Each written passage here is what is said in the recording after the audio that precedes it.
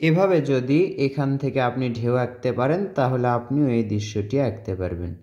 দেখুন এভাবে ঢেউ ঢেউ করে নিচে এখানে নিয়ে আসব। এবার দেখুন এখান থেকে এই দাগটা এভাবে মিলে দিব, সোজা করে দাগ দিতে হবে। এখান থেকে এভাবে করে একটি ঘর আঁকব। প্রথমে ঘরের চালা এঁকে নিব, এরপর দেখুন দুইটার দাগ সোজা করে দিব, দরজা এবং জানালা আঁকবো আমরা। ঘর আঁকলাম, এই ঘরের সাথে দেখুন এই দাগটা মিলে দিলাম। এখানে কিছু ঘাস আঁকবো এভাবে। এবার একই রকম করে দেখুন এই পাশ থেকে একটি দাগ দিলাম, এই তো এখানেও একটা পাড় আঁকলাম আমরা। এই পাড়ে দেখুন এভাবে সোজা দাগ হবে, একটু ভ্যানিশ হয়ে যাবে। আবার এখান থেকে দাগ হবে, একটু ভ্যানিশ হয়ে যাবে। মোটা দাগ হবে, আস্তে আস্তে আস্তে এটা ভ্যানিশ হয়ে যাবে।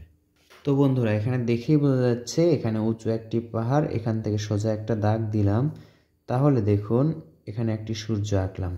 পাহাড়গুলো পেন্সিল দিয়ে আমরা এভাবে গাঢ় করব, গাঢ় থেকে এভাবে হালকা হবে।